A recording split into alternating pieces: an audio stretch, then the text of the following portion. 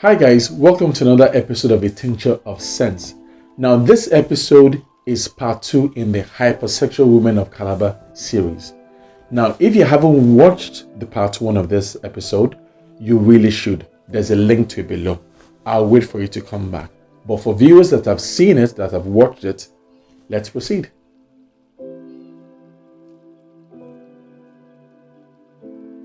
Right, in this episode, I will explore why the myth of Calabar women being hypersexual persists to this day, despite the fact that there are no physiological differences between ethnic women that live in Calabar, and women from other regions and countries across the globe.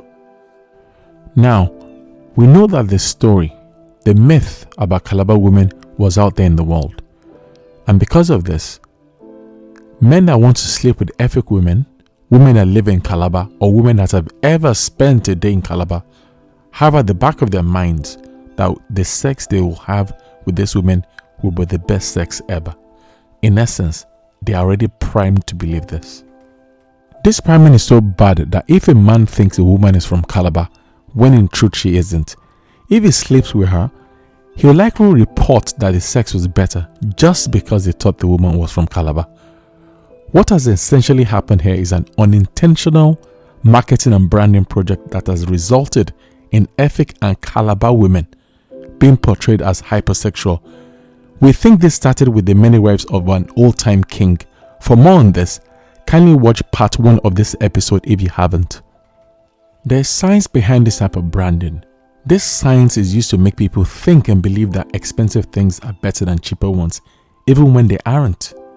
The science behind this phenomenon has been studied extensively in various forms. One of the more popular ones is a series of experiments conducted with wine and wine experts. In these experiments, wine experts could not tell cheap wine from expensive ones in a blind taste test. Some researchers even took it further. As an example, when wine that retails for $18 a bottle was presented in a bottle retailing for $1,000. These experts were telling the researchers qualities that made the wine so good and expensive when they were actually drinking wine that was way cheaper. Their eyes saw the expensive looking bottles and their brains told their tongues to taste expensive wine. To cut a long story short, the brain was in control. What we can infer from the wine experiment is that the brains of men that sleep with ethnic women that live in Calabar, or women that have ever spent a day in Calabar, are filling in the gaps and experiencing sensations that most probably weren't as intense as they actually were. I'm not saying they didn't enjoy the experience, they probably did, but in most cases, they're already tuned to expect the encounter to be good and their brain overrated how it went. We can take a few things away from this story.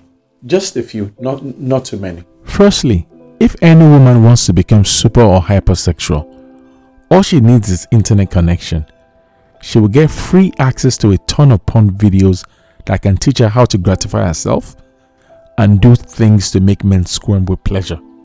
The lesson here, top-notch bedroom skills can be learned.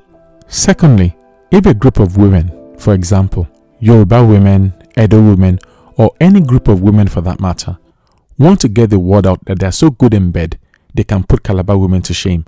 All they need to do is hire an A-list marketing agency. The lesson here, some things don't have to be true for people to believe it. Now finally, ethnic women, Calabar women, and women that have ever spent a night in Calabar are normal human beings. They don't have super or hypersexual powers. The lesson here, don't believe everything you're told, and even sometimes what you feel. Now, you now have to share some sense, right? Just a little tincture. It won't hurt, just a little. Here you go. Come and take it.